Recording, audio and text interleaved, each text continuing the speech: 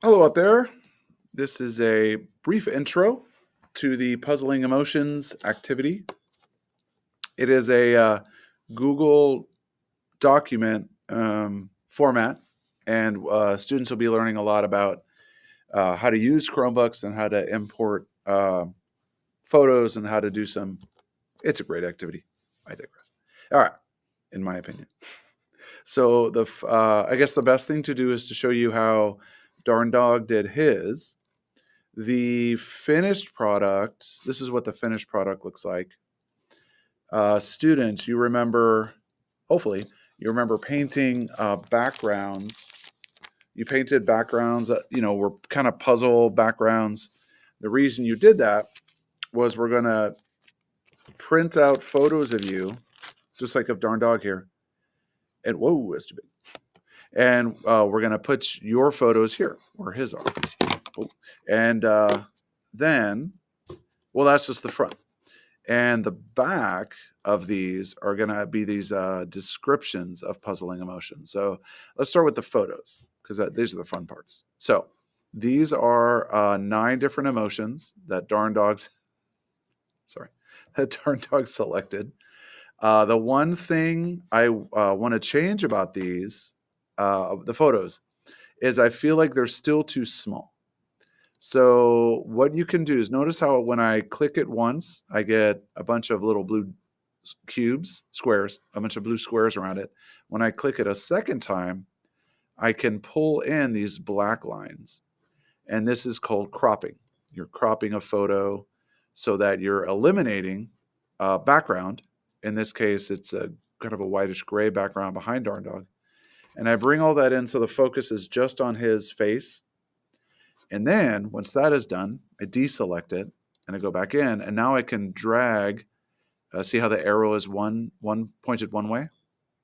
And that makes the photo larger. And I could drag it to the bottom left as well. Yeah, and everything's automatically dragging in a proportionate way. So there. So when I print out the pictures for him, instead of him being, see how in this picture, see how small his photo is on the card? I'd like it to be a little bit bigger than that. Yeah. So this looks about right to me. For his, I'm pretty sure this is his scared of the emotions because when you selected your 9 emotions, you wanted to choose different emotions. You didn't want to make it all sad or all happy. You want to kind of get a good variety.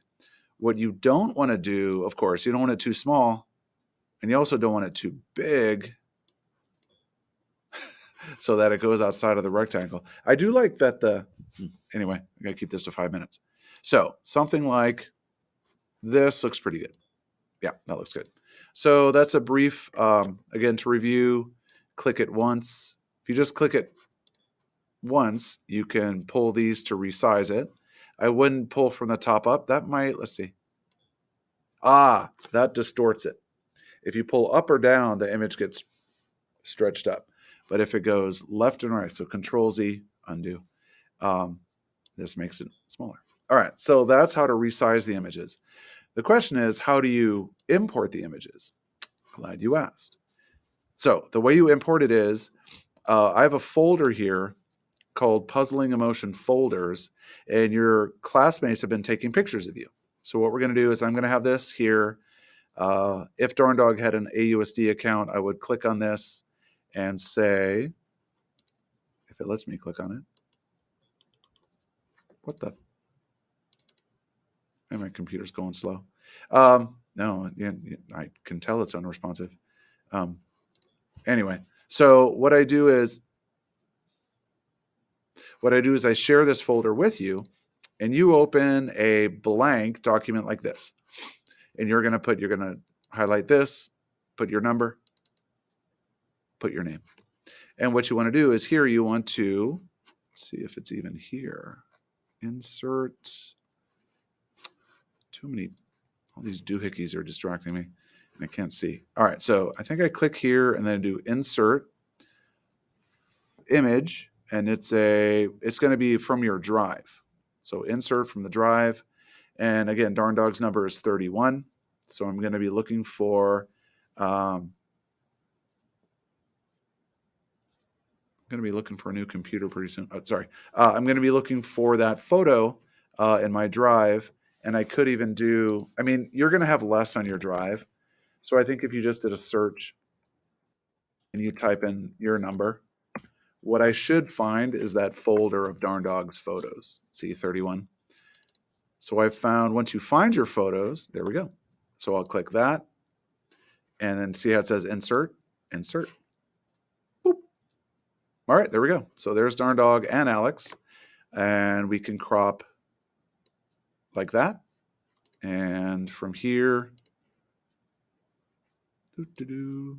there we go.